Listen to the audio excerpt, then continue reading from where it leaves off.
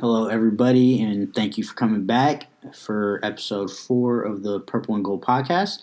I hope you guys all had a happy Thanksgiving, and it's Adam and Kevin back with you to talk Lakers basketball this week. How's it going? Before today, it was going pretty well, but we'll get to that. So, let's start with the win against the Spurs. That was the game that I said the Lakers were going to drop. And I so confidently said that the Lakers were going to win because I had watched the Spurs earlier this season. Actually, I watched them 2 times earlier this season, and I felt like this team had a hard time scoring, especially when LaMarcus Aldridge is supposed to be your number one scorer. And you were a lot more right than I was. But the Lakers won 114 to 104. I felt like it should have been closer than 10 points. The Lakers should not have won that game by 10 points. Or they should have won by more than 10 points, I should say. Because San Antonio didn't look ready for it. They were sloppy, and they really didn't do much. Yeah, Aldridge actually killed him. It wasn't DeJounte Murray. It was Aldridge dropping 30. Shooting 12 for 22 in 36 minutes. And DeRozan had a pretty nice game with 24, 5, and 4. Yeah, DeRozan had on a 11 nice for game. 19. He had a better game than I expected. Yeah. The one, when I watch LaMarcus Aldridge, I never feel like his buckets will impact the game. Certain players. That was the issue with him in Portland, too. Yeah. Certain players, like when they score, especially at highlight moments, it does something for the momentum. Coaches call timeouts. They're like, all right, we need to stop this momentum right now. Aldridge scores, he could score 50. And you just keep on going like nothing ever happened. 30 points, 5 rebounds, 1 steal, 1 block. 1 turnover. But he was a -6. He's definitely a 36 minutes. But he shot above 50%, 12 for 22. Now, what he didn't really shoot well, 1 for 3, so 33%, but it's a very small sample size. And he was 5 for 6 from the free throw line. So, the only bad statistic that I just read off to you was the -6. I mean, it's Aldridge. Yeah, I'm telling you, he could put up 50 and no one would care. He's the gray man, yeah. Most people won't even notice it. Yeah.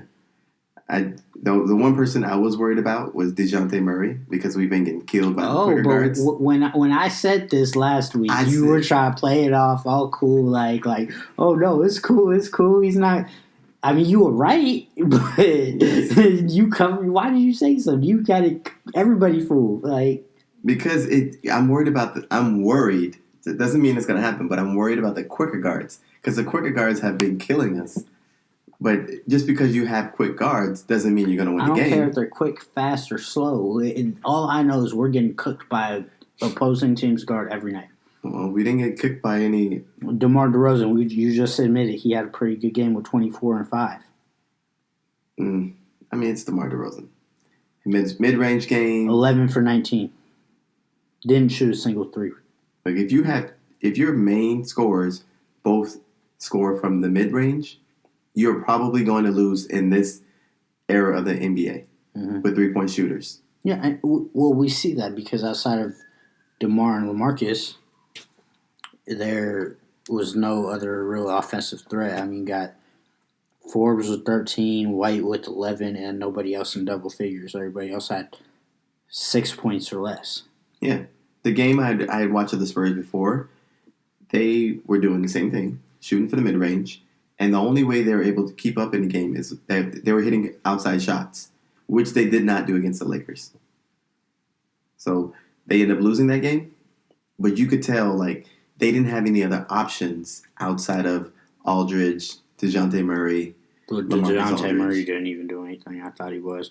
He had 5 points, 8 rebounds. That's surprising, and 3 assists. On 2 for 6 shooting from the field and 1 for 2 from 3 in 21 minutes. Yeah. So he There's no Tim Duncan. There's no Tony Parker. Tim Duncan is there.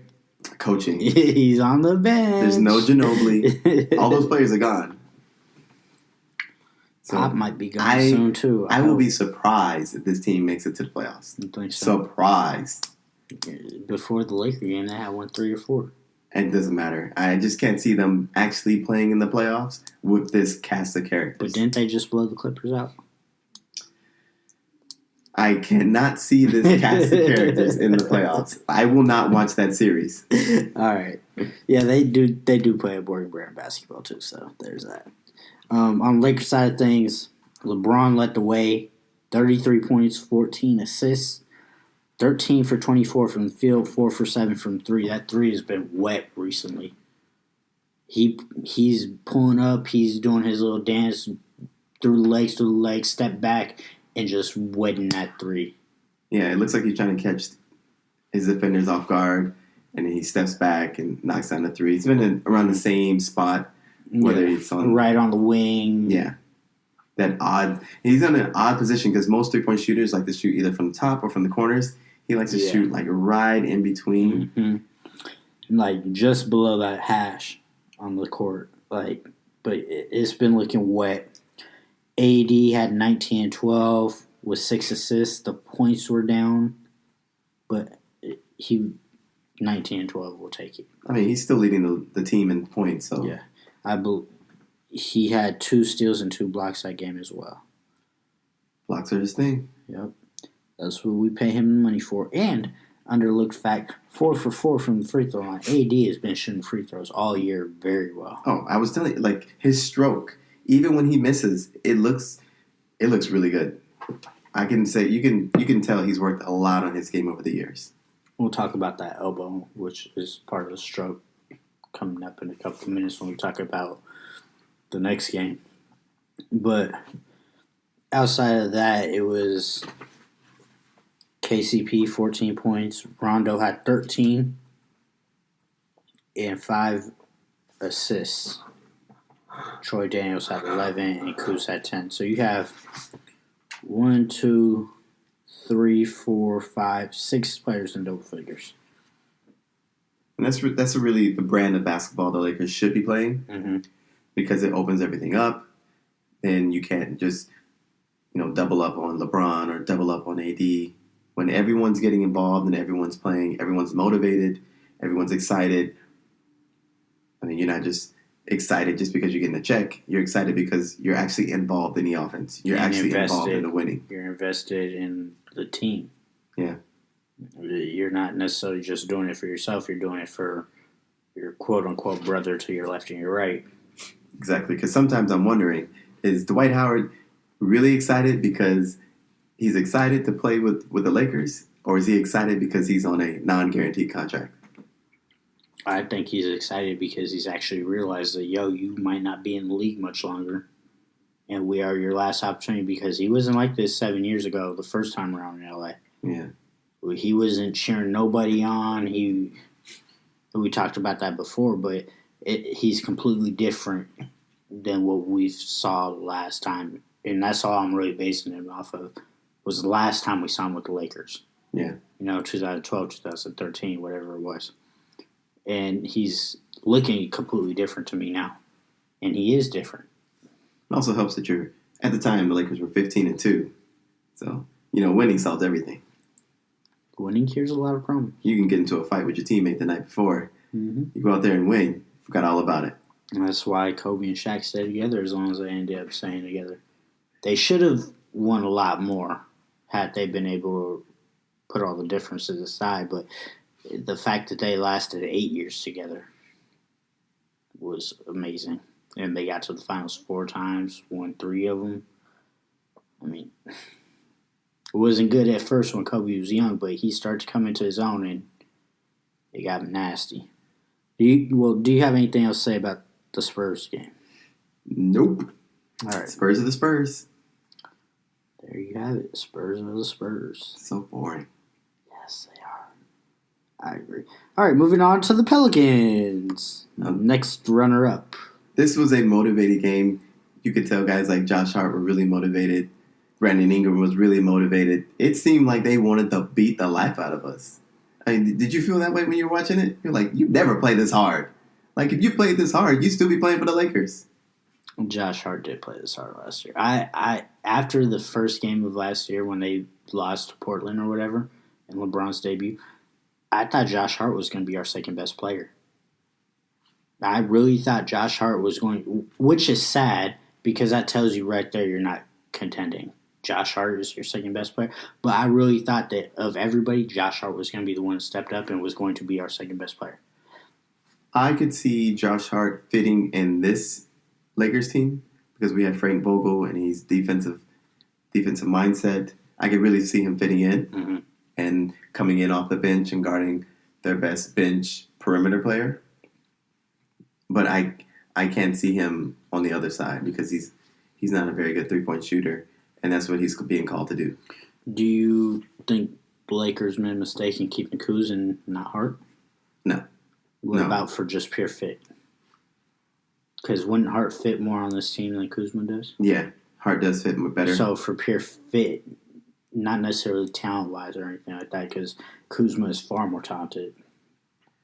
But as far as fit goes. But as far as the guards, you only want one or two purely defensive-minded guards. Well, we got Avery Bradley, and we're seeing the defense take a hit. And you have KCP.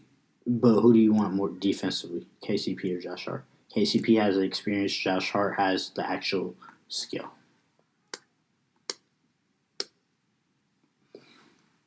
I'd still go KCP because he plays better on both sides of the court. You don't just play on one side of the court; you play on both sides of the court. And KCP, Josh Hart gives you more hustle points, though. You think Josh Hart averages more than KCP? No, not average, but like hustle points, like things that don't necessarily show up in the box score. Diving for loose balls, keeping your teammates motivated and hyped up, and bringing that energy. I think he does that far better than KCP. He does, but KCP's also a better on-ball defender than Josh Hart because Josh Hart gets into foul trouble all the time. You love bringing that argument. No, foul trouble. It's in sports. If you can't play, you can't be on the club while you're in the tub. As long as they don't foul out, and how many times does Josh Hart actually foul out? He never fouls out because he's coming off the bench. Look, if you get 2 quick fouls and you're coming off the bench, you just go straight back to the bench. And then someone else has to fill in with your rotation.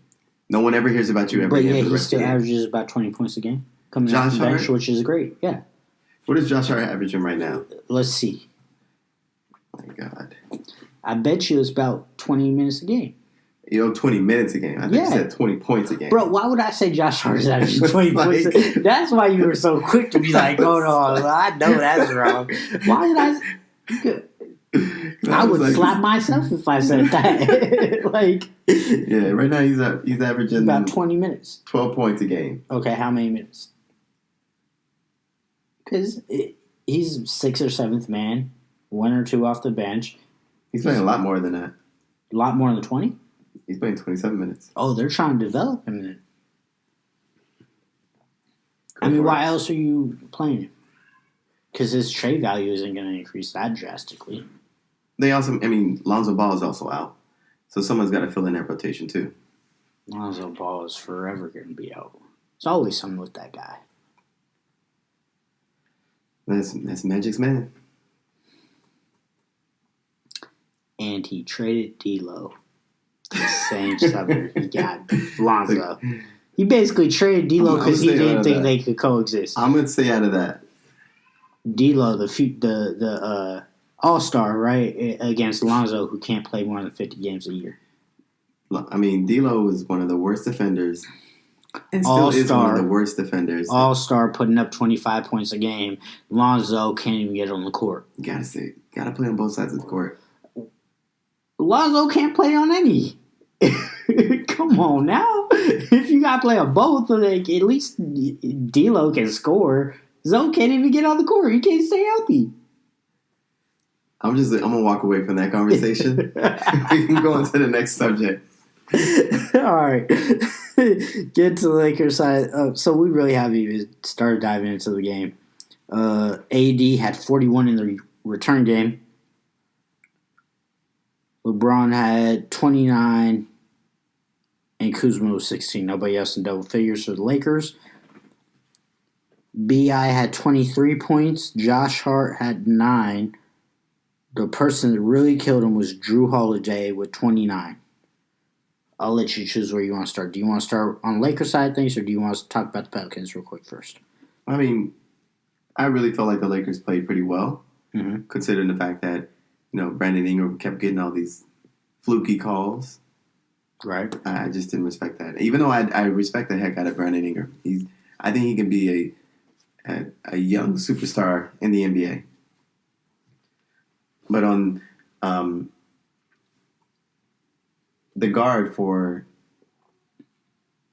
New Orleans, for the Pelicans, I've always felt like Holiday's been crafty. Oh, he's very underrated, Yeah. especially defensively. He's a dog defensively. And he can score. He can dish out some assists. Like, you put the right pieces around him. Imagine if, let me put it like this. Imagine if Milwaukee had him instead of Eric Bledsoe. That might work. That might work. It's an upgrade, not by very much, but the changes are noticeable. Do you feel like he plays like Russell Westbrook, but slower? Like if Russell Westbrook played at a slower pace, that's what he would play like? No, because Drew Holiday is a much better defender. Drew Holiday could literally be first, second, or third team all defense, and Russ ain't sniffing that category. Yeah. Plus the intensity on offense, he's not as gifted. I don't think the Russell Westbrook is a good comparison, other than the fact that they came out of UCLA, which you like the Bruins for some reason. Well, all the ballers come out of LA though. But anyways, I feel like in a way I feel like Drew Holiday plays like Russell Westbrook on offense because he doesn't necessarily have to play in a structured confine to be effective. It doesn't have to be structured. He can just play the game.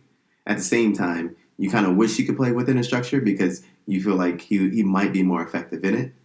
See, I think I look at Drew Holiday much more as a system player. You think he's a system player? I think if you got him in a right system, like if I bet you Pop would love to have him. You know who would love to have him? Who? The Clippers. Here we go. They would. Here we go. Bash my guy, former Laker Patrick I'm not Beverley. even... Come on. Lakers drafted him. You do know this, right? Look, I'm not bashing. It's not about him. It's not about him. It doesn't always have to be about him. Who's the starting point guard on the Clippers? Pat Bev. What position does Drew Holiday play? He plays point guard. And who did you just say he would be the perfect fit for? Pat Bev could come off the bench. But anyways, look, he plays just that style of basketball. He's crafty. He's always diving for loose balls. He's always getting his hands on balls. He plays a really good style of defense. Because he's good at it. Well, that's all it is. He's good at it, but the funny part is that when he was at UCLA, they used to harp on him about defense. And when he first came in, he didn't think defense was important. Yeah, and then he realized he was about to be out of the league because he's not that good offensively. He's good, but he's not a superstar that could just wave off defense like LeBron, Carmelo, D-Wade, Kobe, Dirk. You know, all these greats. Luka's going to get to that point at some time. Harden is already there. You know, all these great offensive players, they don't have to play defense because their coach would rather them focus all the energy on offense because that's where they're most valuable. Drew is not that type of player, so he learned he had to be proficient defensively because while he's good offensively, he's not anything to write home about. I still feel like he'd be a good fit on the Clippers. He'd be a really good fit on the Clippers. That would tear the locker room up. What, Pat Bev coming off the bench? Have you seen him the last few games? Anyways. This will be 3 hours long if we start going into it. I swear I argue with Kevin about this every time I see him. This whole we are always arguing. Let us know who's right. Like, type in some comments, whatever, hit the Twitter page, and let us know because this ain't getting changed between us. Moving on. The Kuzma interview after the game about the fans in New Orleans booing AD when he said maybe y'all should boo your own team because you let them put up 41. How do you feel about that? Granted, it is the record for any player returning to their former team for the first time. There was a couple guys that have been in that situation and put up 39, but AD is the first one to ever put up 40. He did put up 41. That's the highest anybody's ever done against the first game back against their old team. And Kuz reacted to it. I like the way he reacted to it. I didn't have a problem in the world about it. I mean, AD put up 41, 9. He had 3 steals, a block. Mm-hmm. I mean, he was out there tearing them up, and you could tell the Lakers had a point.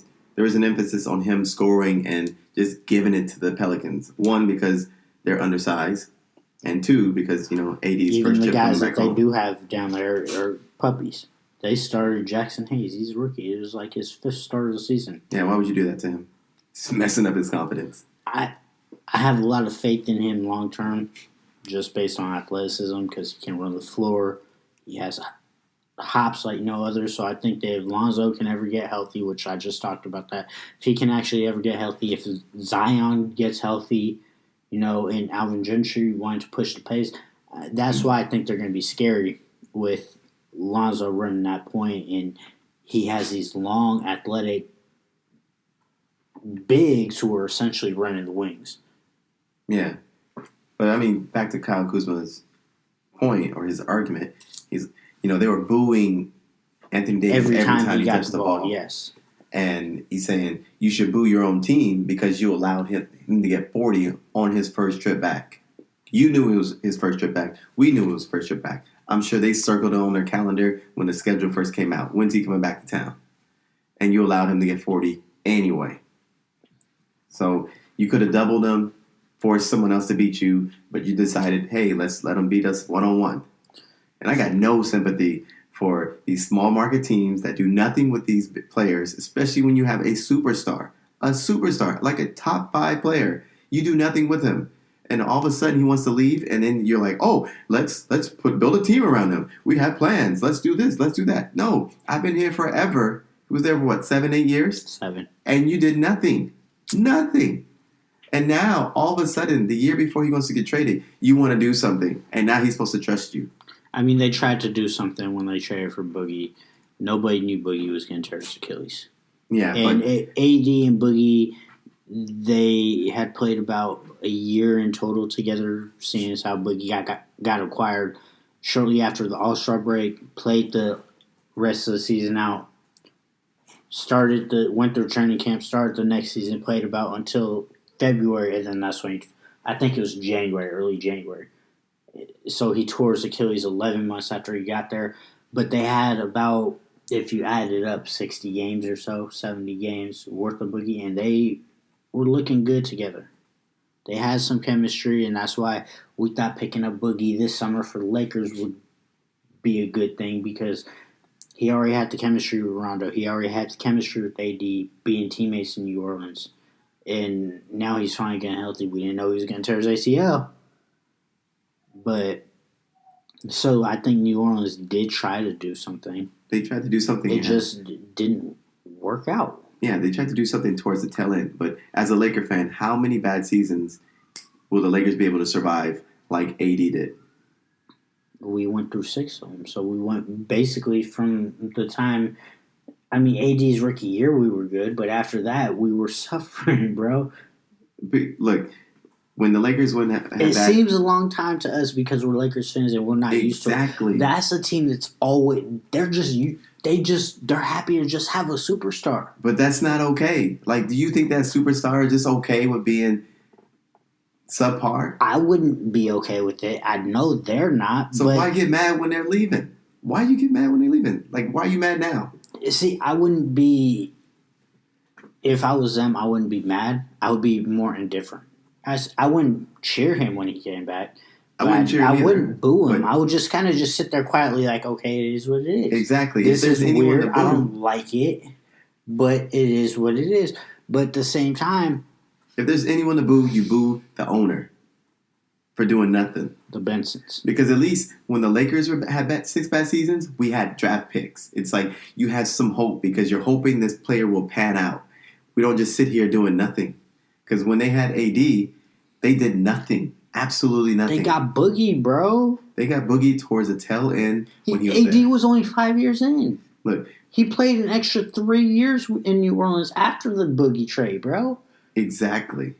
But look, when you get a guy like AD, typically the next year you get someone else. It's almost like when there was still the Seattle Supersonics. They don't have that. They drafted Kevin Durant. Are you going to New Orleans as a free agent?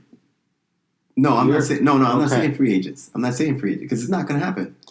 But when the Seattle Supersonics had Kevin Durant, the very next year they got Russell Westbrook, and then the year after that they got James Harden. Yeah, and the year after they built that team slowly. They but weren't surely. the Sonics anymore. Yeah, by that time they were. Yeah, KD played 1 year in Seattle, and then they became OKC. But when they got AD. You're like, yes, we got AD. That's one piece. Who did, the Lakers or New Orleans? No, New Orleans. Okay, because that was my reaction when we traded for him. Oh. Yes, we finally got AD. No, when the New Orleans Pelicans got AD, it was like, plan over, done. I'm like, no, that's where it starts. That's where it starts. You have to continue on building upon this one building piece. And it was like, we're done. See, I understand what you're saying because I agree that it's poor ownership. But at the same time, it's like, even if they had the best ownership in the league, you're a free agent, you're not going to New Orleans. Basically, you have to go through the draft. And if you're going to be drafting players, most of them don't pan out to begin with. But people in OKC, like Scott Presti and everything, they're the... But isn't that outlier. Your fault? Why? But they're the outlier. Most people don't do that. Who's had a good record drafting? The Spurs and the Thunder. Sam Presti came from San Antonio. Yeah. Okay. So what has Rob Pelinka done in the draft? What did Magic Johnson do? What did Jim Buss do? Like Golden State Warriors. Okay, that's another one. And the Boston Celtics. They can't figure out how to put it all together. They're too. Oh, they got a superstar. They have a superstar. They just need to let him play. We know that you're talking about Jason Tatum. Yes, the player we should have drafted. The player that loves Kobe. Instead of who? Instead of who? Lonzo? Was it Lonzo? Yes. Yeah, it was Lonzo. It was Lonzo. We could have had Jason Tatum and D'Lo. Look, if we had Jason Tatum, let's put it this way: if we had Jason Tatum, the Pelicans would have wanted Jason Tatum. You know that. They would have been like, "Give me Jason Tatum. Y'all can keep the rest. You can have Josh Hart. Give me Jason Tatum." We would still have BI too. I think they would have wanted him too. You can have Tatum or BI. It don't work like that. What do you mean it don't work like that? You can't be saying, "Oh, I want Anthony Davis," but okay, guess what? He's going to leave you next summer for nothing. Okay, I'm paying half price because I'm going to get him anyway. Because the Celtics were in the race too. The Celtics weren't in the race until after Kyrie came off the books. And Kyrie never got the chance to do that because his Laker trade went down before free agency happened. Anyways, the point I was trying to make is that I don't have no sympathy for small market teams that do nothing with budding superstars, especially when they're like top 3 in PER every year. How much can you blame them, bro? How much can you... A lot. The draft is a crapshoot. The Lakers can't draft. If one team can do it, then you can do it. Bro, why can't the Lakers do it then? Let's bring this all home. Let's bring it full circle. Why the Lakers can't draft? Because we have Magic Johnson.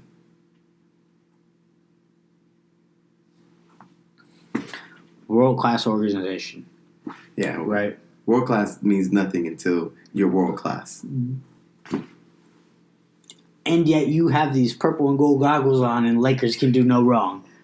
And yet, look, we should have Tatum and BI. Yes. And what did we end up with? Lonzo Ball. We traded away Brandon Ingram, who I'm defending him now because it benefits me. I'm not that big of a fan of BI, but I'll defend him now. So we traded away Lonzo Ball and BI. And we fell with Anthony Davis in our lap because he happens to be homeboys with LeBron. And you know what? We're in LA. If we were a small market team, bro, this ownership group, this management group, will be trash. Yeah, no, I know. Take the reputation. So why are you harping so much on New Orleans? Like, because they booed him. Why would you boo him? You should boo your ownership. Do better. Like, I see both sides of the coin. And I want to argue with you so much, but at the same time, I'm like, I get what you're saying, but I'm trying to play devil's advocate in some way. I get you trying to play devil's advocate, but if you can find a Kyle Kuzma at the end of the draft, if you can find Jason Tatum at the 4th or 5th pick, then you can do better. You would have had to take him at 2. Should have taken him at 2. Yeah. Lonzo sucked. That's how I feel about his career with the Lakers, bro. Like, just a random person just heard, yeah, Lonzo sucked. But, all right, moving on. This is wacky. Lakers only won by 4 against New Orleans, so. Moving on to the Wizards win, which this is going to be very, very, very incredibly short. Because it was a blowout and it was not a game at all. Lakers led by like 39 points at one point in the game. After the first about 6 minutes of the game, it was not a contest at all. Lakers ended up winning 125-103 at home against Washington. This put them at a 10-game win streak and 17-2. And that was the best part of the game, the 10-game win streak. Outside of that, I found myself doing more chores around the house because the game was such a blowout. Yeah. It was hard to watch. Granted, I'm glad the Lakers... What I'm happy about in this game is I finally got to see some of my load management. In the fourth quarter? Vogel yanked LeBron out with 4 minutes in the third quarter. He yanked AD at the beginning of the fourth. I got my load. Look, this is what I'm talking about, people. We came away with a 20-plus point win. Granted, we should because Washington is terrible. Terrible. But we came away with a 20-plus point win, and LeBron and AD only played 20-some-odd minutes. AD 27, LeBron played 25. That's amazing. Yo, did you not see the load management we pulled? I saw it. I saw the load man. I mean, that's the game we're supposed to win by a lot. Mm-hmm. And we did win by a lot. It probably should have been more, but look, just off the fact that they were up by 39, but I'll take a 22-point win. Put it this way.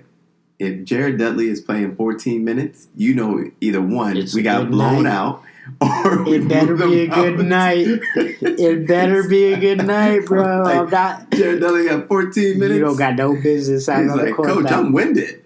Right? You don't got no business. Nah. All right. So. And even shot 2 free throws. I was like, he was actually playing. Right? He got fouled. Hold on. What's going? You should sniff the court. You are a locker room presence, bro. You are what Horace Grant was to the early 2000 Lakers. Like, you are a locker room presence, and you're basically the break glass in case of emergency. I like Jared Dudley. He's a good guy. Especially even after those Kobe comments, I have still not forgotten about them. Mm-hmm. Because he hands out free tickets to every home game. I really appreciate that. Does he really? I'm hoping I'm one of those winners one day too. Hey, if you are, take me. Yeah, take your co-host. And he doesn't give you the cheap seats because that'd be different. Like, don't give me no cheap seats. Yeah, I hope not. Like, let me get like halfway in there. Yeah, somewhere. But it's not much to talk about. AD and LeBron had very similar numbers. 26. AD's line was 26, 13 rebounds, 2 assists, 8 for 15 from the field, 1 for 2 from 3. LeBron was 23, 11 assists, 3 rebounds, 4 for 8 from 3, 9 for 16 from the field. The numbers are pretty much identical. Granted, the assists and rebounds are flip-flopped, but it's a big little combination essentially. So that's what you would expect. And like I said, my favorite part of the game, Anthony Davis, 27 minutes. LeBron James, 25 minutes. That's my type of load management right there. You get me a win, and they don't have to play more than 30 minutes. That's great. I love that type of load management. I don't like the sitting out and you want load management, go out there and get a win. And lock the game up early so I can sit you. And I keep saying this same thing, and I'm going to keep barking up that tree, but there wasn't much to say about that. I did tell Kevin that I wish Thomas Bryant would have had a good game, so we could talk about him a little bit. I like Thomas Bryant. I mean, he's a big, thick center. Former Lakers drafted him. Yeah. They had him. I felt like he would have played really well under Luke. He did play a few games under him, and he had some nice moments for the Lakers. It was weird seeing the Bryant name on the back of a jersey. He was. And other than that, he could really run the floor. Yeah. He could shoot threes. He's a good stroke. I think his name did him in because everything that he could have brought to – imagine if this team had a stretch five. I feel like when he was on the floor and he actually had to defend an actual center, that's when he got balled up. And they kind of exposed him, and they just put him back down in the G League. He was first team on G League. I mean, first team on G League is what? Yeah, but you're beating up on guys you should beat up on. Yeah, but he, even still, as a Wizard last year, I believe the year before, or whenever they first picked him up, he's had some noticeable games where he's had 20 and 10, 30 and 5 threes, like he's had some noticeable games where he can show you that he can get a little bit of rebounds, he can score a little bit, and he could definitely stretch the floor. Now imagine if we had stretch 5, this is where Boogie would have came in, because he would have been that ideal stretch 5. But if we had Thomas Bryant on this team, I think that would have been nice. I mean, they also have like Mo Wagner on that team. Another former Laker. They also have Isaac Bonga, another former Laker. And do you remember this? Little Isaiah Thomas, former Laker. They had 4 players who were on the Lakers all at the same time, I think. It almost felt like I think IT left. Game. Yeah, they had a lot of former Lakers. Yeah, exactly. They had 4 of them. So if the NBA roster is 15, I don't know what they carry. Let me see, 5, 6, 7, 8, 9, 10, 11. They carry 12 players. Yeah. 4 of them are former Lakers. A third of their team used to play for us. All at the same time. Well, not IT, but Bonga, Bryant, and Wagner, I believe, were all on the team at the same time. I mean, you can't carry a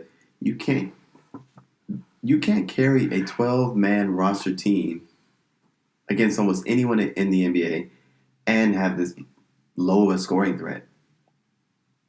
It just seems like they're getting overworked. Keep in mind, John Wall is still hurt. Bradley Beal only had 18 points. He averages about 25, 26, 27. So it was an off night for him. Well, and speaking of the Wizards just lost again to the Clippers.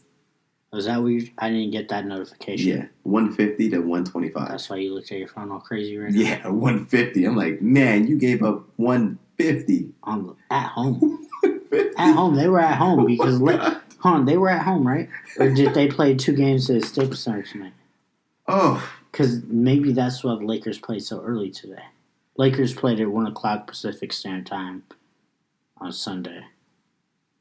I'm still stuck on the score, 150. Okay, but was it at home or was the game was at home? Yeah. In Washington? No. The game was in LA. Okay.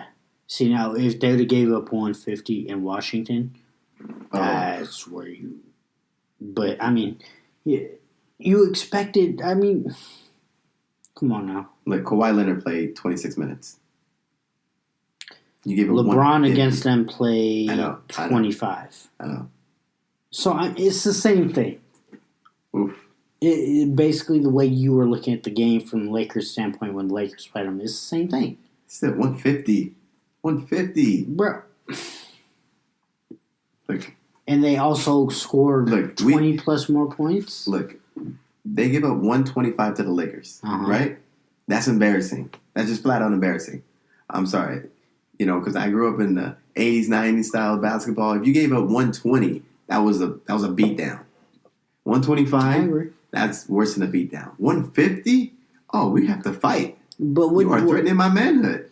What did you say when it was the Rockets versus the Nets or whatever it was earlier this year? It was like 159, 158. No defense. So what's the problem? Because I just can't see myself being on one of those teams and just... But you're not. Oh. You're not. We're here talking about the Lakers. Yeah. I'm sorry. You're not on those teams. It's just like 150. It's just always just like, oh. That's my goal. I hope the Lakers put up 150 on somebody. I really do. Just put up 150. Give me one time. I really don't think we can. I don't think we had the 3-point shooting. They almost did it against Washington. They had 70 points at halftime. I was about to hit you up like, do you think they could get 75? I mean... But then they let me down, so I'm like, I'm glad I didn't. Look, if LeBron James and Anthony Davis still continue to play, yeah, they probably would. All right. Nothing memorable as far as the Washington Wizards. Just know the Lakers blew them out and ran their record to 17-2 at the time. That was Friday, the day after Thanksgiving. And now, the time I've been waiting for. The game I called, by the way. The game you called, you had that right as well. You've made a few correct predictions. I think you playing with some sorcery over there. Like, you doing something, because I've been wrong and you've been right, and I don't like it. Exactly, I don't like it. But the Lakers lost 114-100 to the Dallas Mavericks today. About 9 hours ago, actually. The game ended about 3:30, so 6.5 hours ago it became official. I'm upset. I am very upset. You are? Wait, what are you upset about? What are you upset about? What have I been telling you all season? The Lakers can not do and need to stop getting in the habit of doing. Look, I hope you're not about to say the slow starts. No. They didn't start slow. No, it's not the slow starts. It's the fact that you think you can just turn it up in the second half. Because honestly, the Lakers at the beginning of the game, they were up 10. They looked great throughout the first quarter. At halftime, they were only up 3. Okay, no biggie. With the Lakers, every game so far that we've seen, the wins and the losses, they typically come out strong in the third quarter. People, the third quarter tonight, the Lakers did not score a point for the first 4 minutes. They put up 17 points in the third quarter. Excuse me, I believe it was 21. No, it was 17. Okay, so 17. And in the fourth quarter, they put up 21. They scored a grand total of 38 points in the second half. Yeah, that's after they were up by 10 in the first half. They had the momentum. They had the crowd going. LeBron was finding people for lobs and fast break dunks to the rim. Hell, he even got a couple of them himself. Crowd was into it. They were up by 3 at halftime. I keep telling y'all, you can do this against the bad teams, but mess around and do it against the upper echelon. You're not going to survive it. And what did we see tonight? The Lakers didn't survive it. And Dallas is a good team.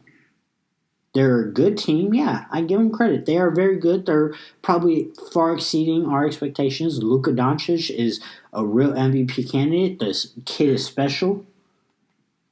But look what happened when the Lakers ran into a good team and thought they could bring this we'll turn it on in the second half mentality. It didn't work. Dallas is not Milwaukee. Dallas is not Philly. Dallas is not the Clippers. Dallas is not the Celtics. Dallas is a step below all these other teams. What's going to happen later this month in December when we play Milwaukee on the road and we think we'll just turn it on in the second half? It got ugly. Well, what do you attribute it to? Like, why do you feel like they lost? Because they're being complacent. They're looking at the record, and recently Anthony Davis was talking about we don't need a loss to reinforce all the bad things we're doing and to make changes and tighten things up and get better. Oh, you shouldn't need to lose in order to find out what your weaknesses are. But guess what? They got their ass whooped tonight. They got beat up tonight, but I don't think it was because they're complacent. I feel like they just have dead legs because they were getting beat off the dribble every single play. It didn't matter who had the ball; they were getting beat off the dribble. I mean, you just can't get beat off the dribble by everybody. I mean, some guys in the league will beat you off the dribble no matter what. John Wall, he'll beat you off the dribble. Maybe not coming off the Achilles, but pre John Wall. Yeah, Russell Westbrook, he'll beat you off the dribble. So quicker guards, I understand that, but everybody was beating them off the dribble, and they shot 49 threes. 49 threes.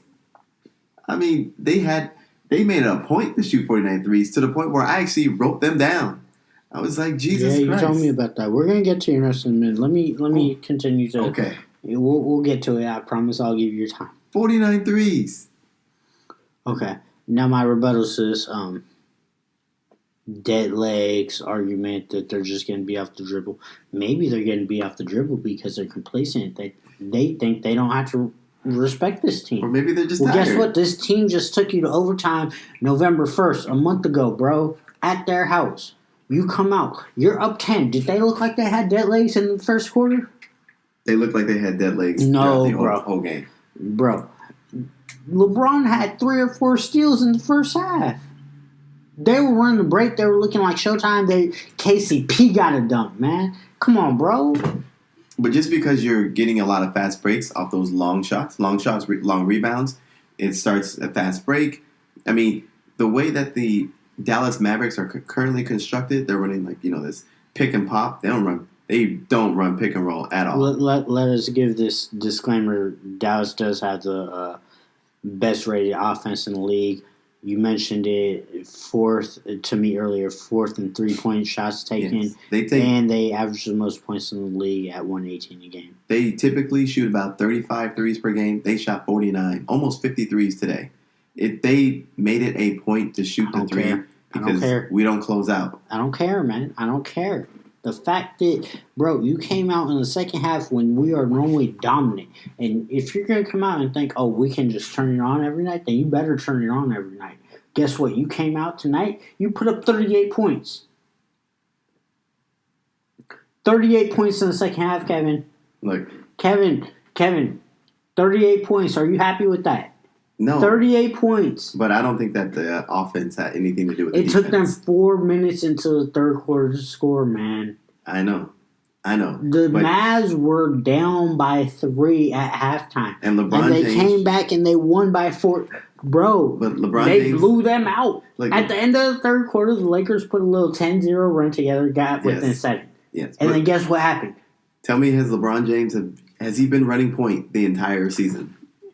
Which is why I say they need to blow these teams out. You can't keep having these close games. But he wasn't running point today. He wasn't running point. He was playing the 2 guard. Who was running point? Rondo. Rondo was just looked like a mess. With LeBron James all the time. LeBron James was playing off ball all game long in the second half. He didn't even look like he wanted to take over until there was because he knew the game was done. Yes. He knew. But you can't just leadership. You can't do break this. You can't just break in a point guard halfway. I mean, in a quarter through the season. Like, hey, you know what? We're gonna let Rondo run a point tonight. LeBron, why don't you take the game off? Just chill over on the side. Do you not realize Rondo is one of the greatest point guards ever? Top 20, top 15 point guards. Was. But that's not the point. It's not like Rondo's a bad point guard. It's the fact that you can't just talking like this man doesn't know how to run an offense, bro. I'm not saying that. I'm just saying it probably felt uncomfortable for most of the players, seeming that he has a different style than LeBron. Can you agree with me on that? He has a different style, so you have to be in a different position on the court. Do you know how to find out how many minutes Rondo actually played with LeBron tonight? Because I really don't remember him on the court with LeBron all that much. They played more than they normally do together, but I don't think it's that significant to the point where they're just like, it's a big difference to anything. Not total minutes, just where they were on. I just know that Rondo played 18 minutes. He played most of his minutes in the second half. And I feel like the minutes he played is when we took the dip. But look at the plus minus, bro.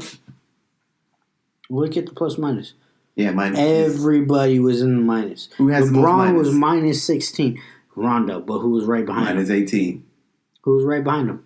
LeBron James. At what? Chilling. Minus 16. Why is LeBron James chilling? Oh, maybe he's been exerting too much against these garbage teams, bro, that we don't need to be. Bro, every game should have been like the Washington game. Because these other teams, the Phoenixes, what other trash teams did we play? I know it was a bunch of them. Y'all about to make me go get the schedule. The Phoenixes, in your book, San Antonio, Chicago. That was very difficult for us. Warriors, Kings, another difficult game that we should have won very easily. The Hawks. But you're saying that Why the Thunder twice? Memphis was hard. But you're saying Why that the are Lakers these players? You're saying the Lakers lost because we didn't score enough, and I'm saying the Lakers lost because they weren't playing good defense.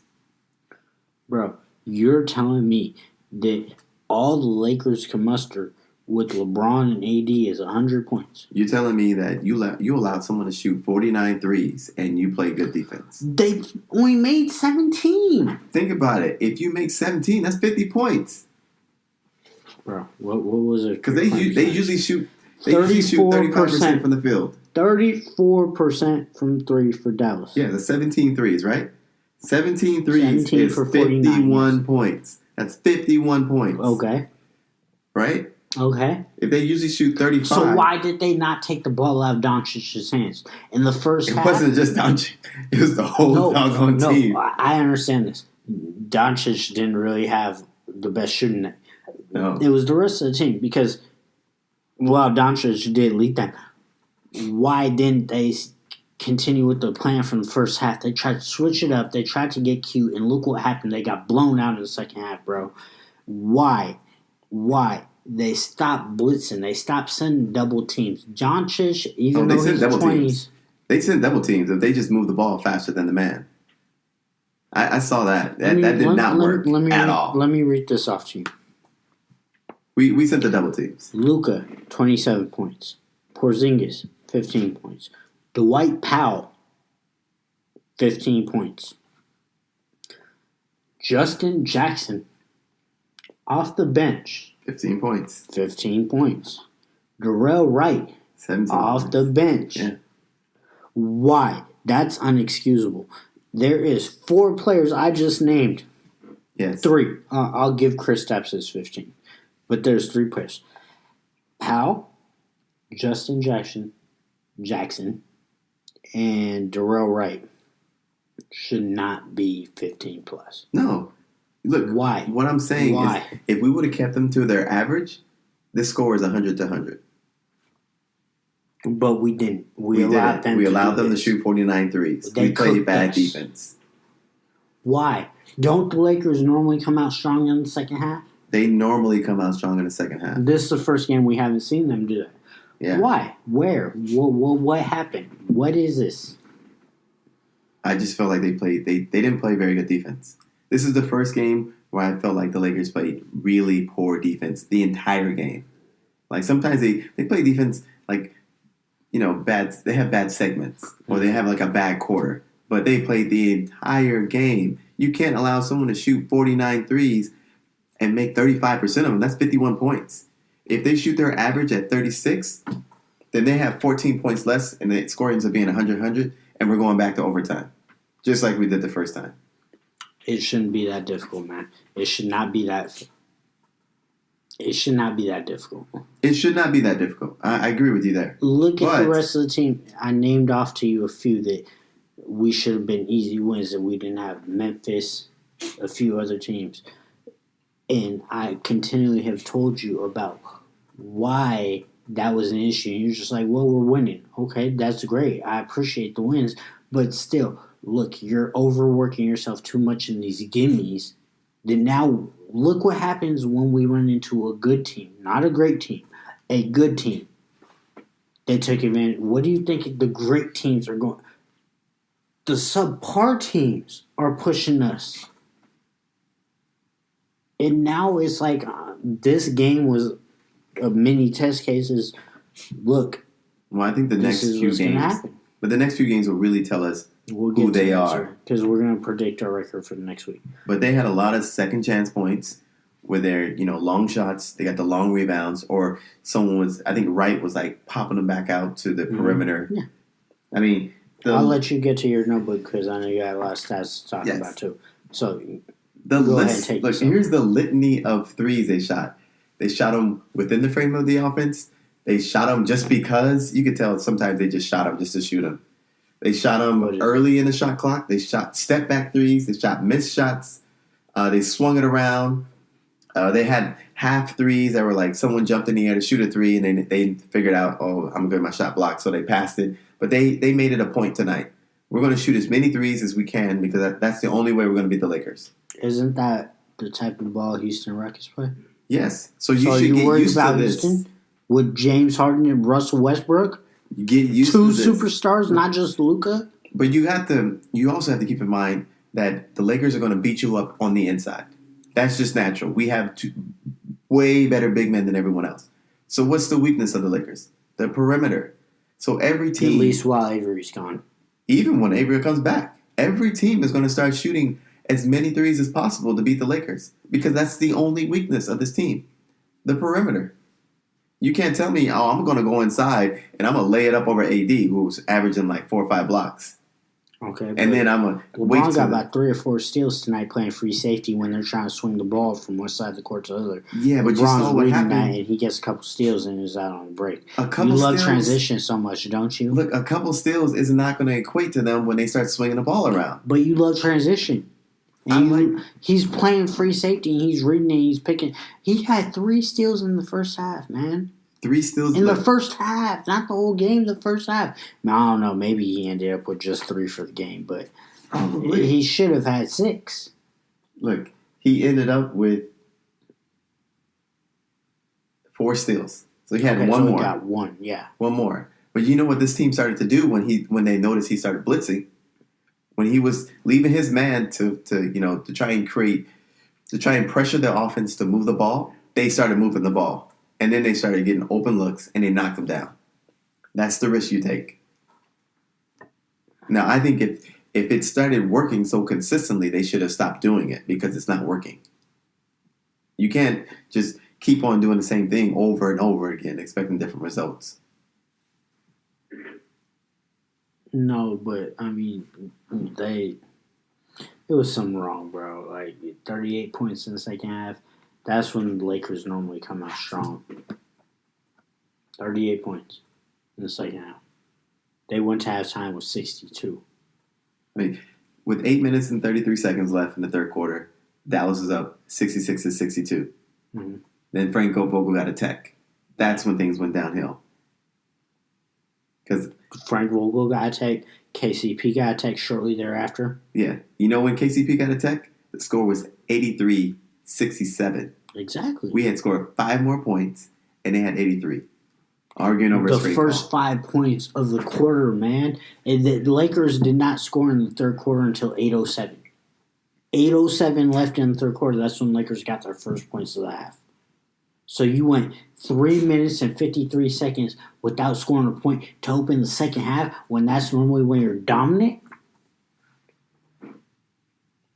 This wasn't a good loss. This is a bad loss. I mean, I know you called it and you have to have some sort of joy or pride or whatever, but I know you didn't envision it to be like this. It's bad. I took it as in, when I really looked at it, I said, this is the way everyone's going to play it, so we need to get used to teams shooting this many threes against us. If you look at the list right now, on defensive statistics, teams shoot the most threes against the Nuggets, the Heat, Bulls, Orlando, and then there's us. Mm-hmm. So just get used to it. That's how teams will try to beat us. Just shoot more threes. Just shoot more threes. That's how it's going to be from now. We just have to learn how to close out in shooters. Bro, they need to learn how to do a lot more. They need I would love for them to bring the intensity that they normally have in the second half. Open the game with that. Get in the other team's head. Have a 15-point lead at halftime. And then come out in the beginning of the third quarter, the first 5-6 minutes of the third quarter, step on their throat, really put them out the game, and then now AD and LeBron can load manage. I just don't see that happening. We're not coming up with this schedule that we got. No, but I mean, the hardest schedule in December. Like, among the 30 teams, everybody that plays in it, the Lakers got the hardest schedule. So it's nice. We're 17-3 after 20 games. It's great. But guess what? The schedule's getting a whole lot harder. And guess what? It took a lot to beat the bad teams. We saw what a good team does to us. What is Milwaukee going to do? What are the great teams going to do? We saw what a good team does. But just think about it this way. It's going to be hard for us to create a big lead in the first half if we're always getting all of our points in the paint. And it's not AD's fault. AD's doing excellent. He's the best scorer we have right now. But if we score all of our points in the paint, twos, and all these teams are trying to overshoot on threes, we're going to have a slight edge in the second quarter, and then it will get slightly bigger towards the end of the game. There's no way this team can just have a big lead in the first half and just chill in the second half. We don't shoot that many threes. And this is why I said maybe we should bring in Jamal Crawford. He shoots twos. You think he can't shoot a corner three? You think he I watched him for years on the Clippers. He's not that great of a three-point shooter. He's better in the mid-range. He's almost deadly in the mid-range. In threes? I don't know. I don't think you and I have the same memories of Jamal Crawford necessarily. We both recognize he can get buckets. He can get buckets. There's no doubt about that. We kind of have a different viewpoint as far as how he gets them. Because I think Jamal Crawford would help expand that shooting range. Even if he doesn't, guess what? It's another person that can get his own shot and dish out to Kuzma. Open three. Which I didn't understand why against who was it? The Wizards. Kuzma was in at the end of the game after they were up big and rolled his ankle. Now he's dealing with the ankle sprain.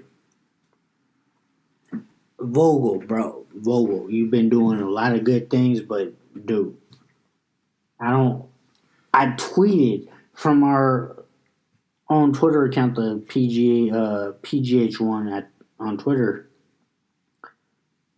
at the midway point of the third quarter, and I said, it would really be nice if AD and LeBron could get the rest of the night off. Well, you got Kuzma out there. You're up 20 in the fourth, and he goes up for rebound, comes down, lands on somebody's foot, and rolls now he has an ankle sprain. He was out there tonight. But you made a big deal about his eye. Yeah. Oh, that was a big deal, though. Yeah, his eye was bleeding. Yeah, which I agree. But still, now you're adding an ankle, so he's now on his third injury of the year. You get what I'm saying? And he's still trying to catch up from the stress fracture or whatever it was. Then he had to get reset back again a little bit with the eye. And now he's getting reset. It seems like every time he takes one step forward, he's taking 2 steps back. But, you want Kyle Kuzma to lead the second unit.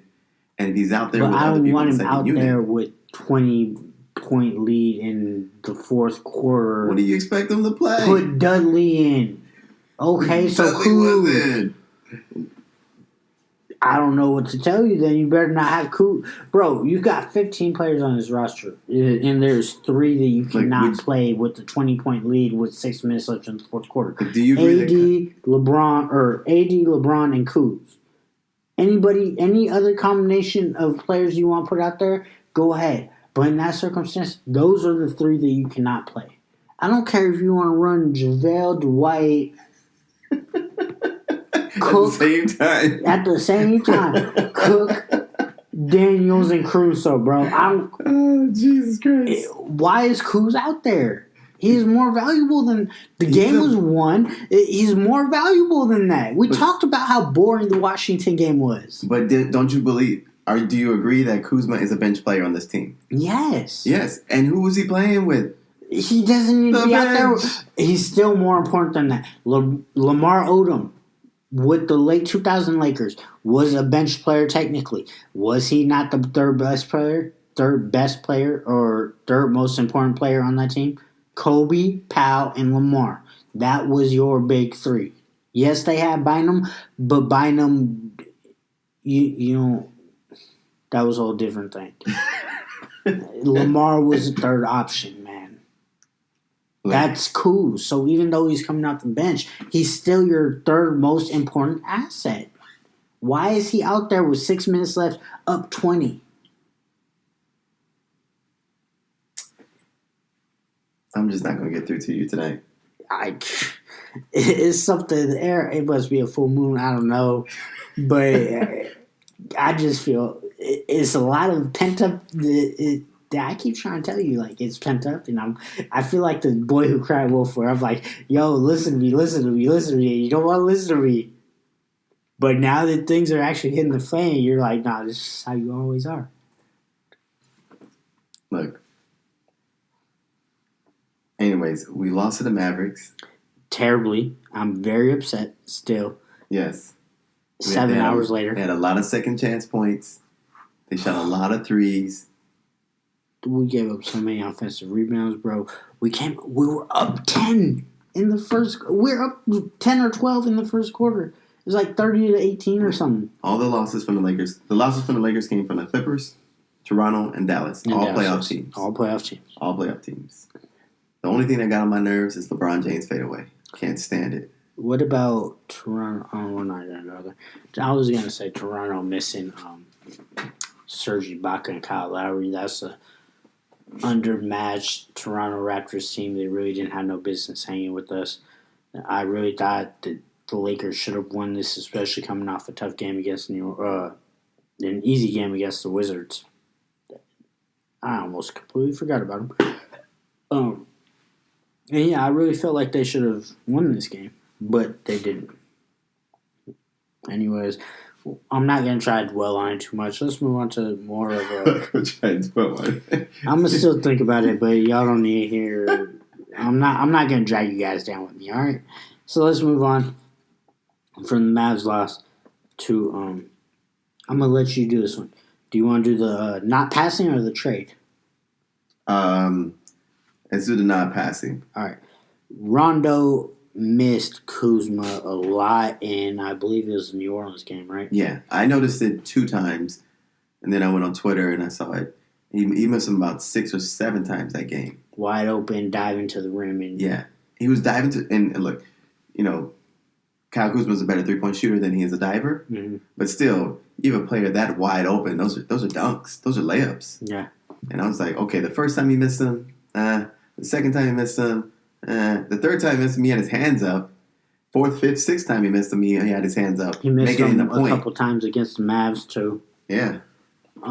Initially, when you brought it to my attention, my thought and my reaction to you was it looked like a chemistry issue. But then I remembered that Rondo and Kuzma actually played together last year. Yeah, they played last year. So they have some sort of chemistry that's going to carry over. And then my next thing to you was, I hope it's not a personal issue where one of them doesn't like the other, and they've had some things that we're not privy to, because granted, as much as social media is a presence nowadays, there's still things we don't know. Yeah. Well, granted that today, Rondo ran the point in the second half, and he was minus 18. LeBron was minus 16. Don't bash my favorite Laker, bro. Come on. Seems more like Rondo than anyone else. LeBron was minus... You blame it. LeBron is just... How do you miss someone on a dive 6, 7 times? We'll talk about this later, man. How do you miss someone on a dive 6, 7 times? And yet you didn't see all the lobs he threw. So you're not giving the man credit for all the good he did. Okay, he's seeing lobs on big man, but he just can't catch the guard. He threw a lob over Boban, who is 7'5". Tallest man in the NBA, threw a lob to Dwight Howard over Boban's head and threw it underhand. Great. So you can do one, but you just can't do the other. That's what you're telling me. It's in the flow of the game. I'm sorry. It wasn't there for in the flow of the game? Oh, my God. Okay. Dwight is bigger. Dwight has more ups. That is not in the flow of the game. Man, In the flow of the game is a dive to a wide open player. That's in the flow of the game. do you want to be here all night?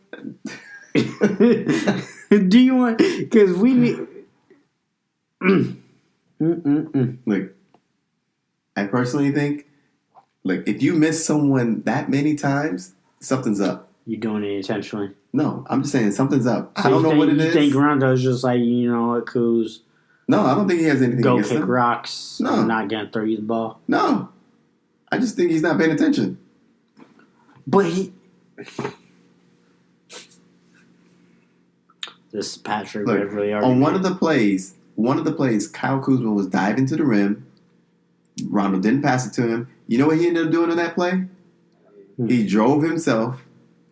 Who did, Rondo? Yeah, he drove to the basket. He got stopped. And then he did a step back two. He missed it, which became a fast break. Yeah. It became a fast break. No doubt. And we ended up fouling somebody. Can we just not bash my guy, though? I love me some Rondo. Look, I got to be fair.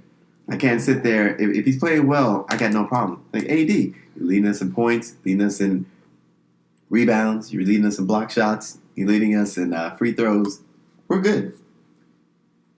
But if you're Rondo and you're minus 18 and you're only getting 18 minutes, but you don't want to hop on LeBron for minus 16? No. He's been doing too much But we're work. being fair here, people. We're being fair. We are being fair. We're being fair. We're going to talk about the minus 18 and make it the most blasphemy thing that's ever happened in the history of the earth. But we're not going to talk about LeBron's minus 16 in the same game. Yeah, LeBron did not Despite show up today. LeBron playing twice as many minutes. Yeah, he didn't show up today. So if he played the same sample size, he'd have probably been a minus higher than Rondo. Isn't today part of your load management? Let LeBron not play the one. Today or Washington? It was today and against Washington. Today we got it in the wrong way. I mean, LeBron still ended up playing 36 minutes, so he still didn't even load manage. Now, if we'd have got beat this bad and LeBron only played 20 minutes, I would be more accepting of it. But the fact he played 36 minutes, which I'm going to say is right at or above his season average, he played 36 and we got blown out, bro. He was a minus 18, man. Minus 16. Bro, this is LeBron James. He's supposed to be the greatest thing since sliced bread. Why? What? You're minus 16. You don't have nothing to say about it. You're going to excuse it. This was supposed to be about AD was minus 7. We said we were going to talk about the missed passes. How'd you get over to LeBron? You got me going there. LeBron's looking at the podcast like, how did I get in this conversation? Because you said Rondo minus 18, and I got to defend my dude Rondo. Because you played 18 minutes and you're minus 18. You were But why are you not harping on LeBron? Because you were a minus from the minute you got on the court to the minute you got off the court. How are you minus 18? You played 18 minutes. I mean, think about that. You going to excuse that?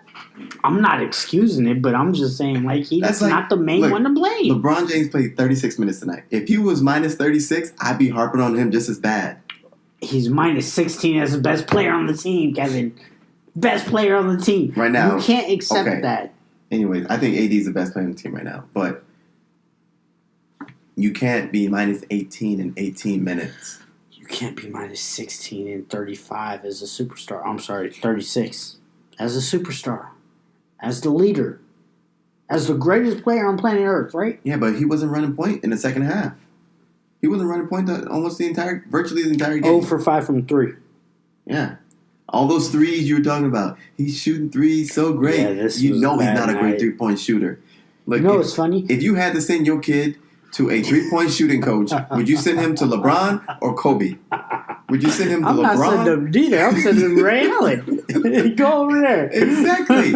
Because he has a funky shoot and release, and it works. But, I mean, I'm not gonna sit there and say, oh, yeah, he's a great three-point shooter. He's a great set shooter. He has learned over the years to set shot. He's like, I got a great set shot. But he's not a three-point shooter.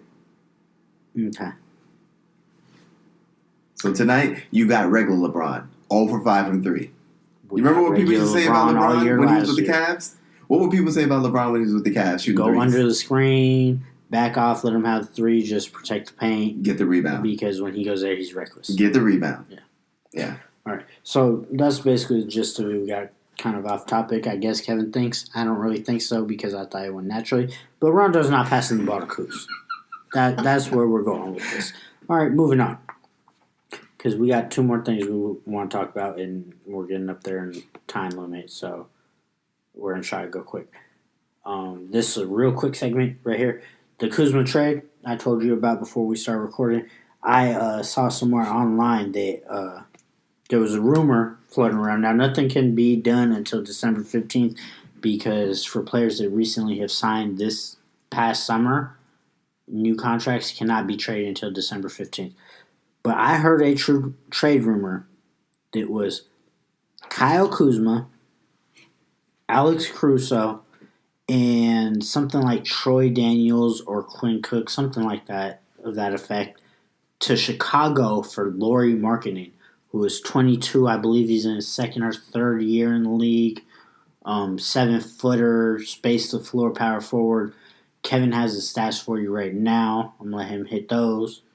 He's scoring about 13 points a game, 7 rebounds, 1.8 assists. He's a really good three-point shooter. What's his percentage? From the field, he's about 34.9. So he's almost 35% free throw. Shooter from the field. And three?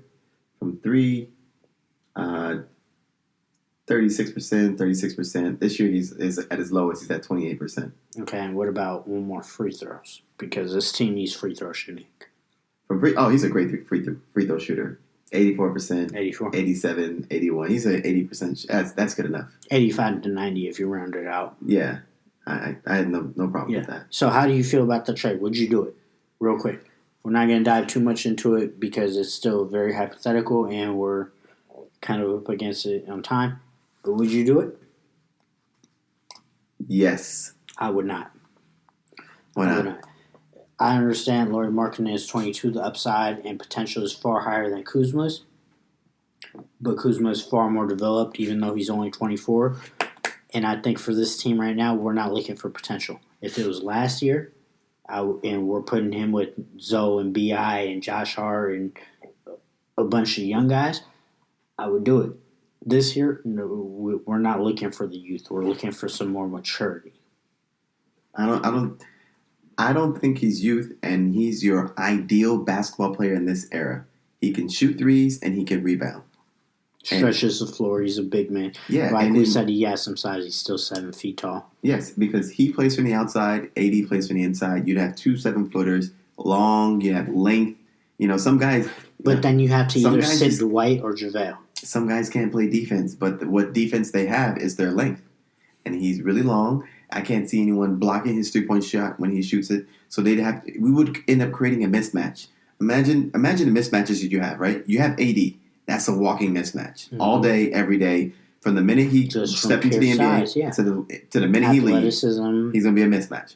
LeBron James, he's a mismatch. Lauri Markkanen will give you that third mismatch because it would force teams to bring out another big man, allowing us to take advantage of more rebounding. Now, keep in mind, you're going to have to pay him in a year or two, which is going to hurt. We're going to pay Kuzma right now. That's a fair point. But I think you're going to have to pay Markkanen more than what Kuzma's going to get. Because Markkanen was drafted in the lottery. Kuzma was at the very end of the first round. So Kuzma's going to make some money right now. Maybe next year he'll make $50 to $60 million for 2 or 3 years. I think he might push it 75. 75 for what, 4? Yeah. Yeah. Lauri Markkanen might very well get a max. A max 5 for 160 or something from Chicago. Yeah, their PER is virtually identical. Mm-hmm. Their win shares are virtually identical. Yeah. The only thing that's really different is that Kyle Kuzma, shooting percentage, I would imagine. Kyle Kuzma is a better shooter, but he's a better shooter. He's a better shooter, yeah. Huh. Because he's shooting 45%. Were they both from drafted the field. the same year? Do you know? I know this is Kuzma's 3rd year. I think they both, they came out at the same time. Okay. But the only reason why I say yes is because he creates a mismatch. I say no. I wouldn't do it, and my reasoning was because of the age. I know that Kuzma is 2 years older, even though they came out at the same time, but Kuzma was at Utah for 3 or 4 years, whereas Markkanen was at, I believe it was Arizona, Arizona for don't take one. money. Yeah, so I personally wouldn't do it. Kevin would, but who knows? Nothing can become official until at least December 15th. This is just what I heard somewhere online. I don't even know if it's true. I doubt it's true. Yeah. But it would be a really nice mismatch knowing that teams are going to start shooting more threes on us. It would be nice to have our own mismatch out there. I will say this. Even if it's not true, it's nice. Or even if it is true and it doesn't get done, it's nice to know that Rob is out there doing legwork and trying to do something to improve the team. Yeah. Even though he can't necessarily officially do anything for another 2 weeks. It's nice that he's trying to lay the groundwork and get something going. Even if it's true and it doesn't get done, or if it's true and it does, I personally wouldn't do it, but I'm glad he's trying to make moves and not sitting there content at 17-3. So, moving on from that, last thing we have to talk about.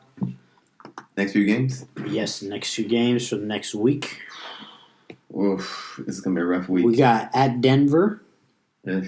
coming up is our next game on Tuesday. Did you see the pass? What's their I forget their big man's name all the time. Joker. Yeah.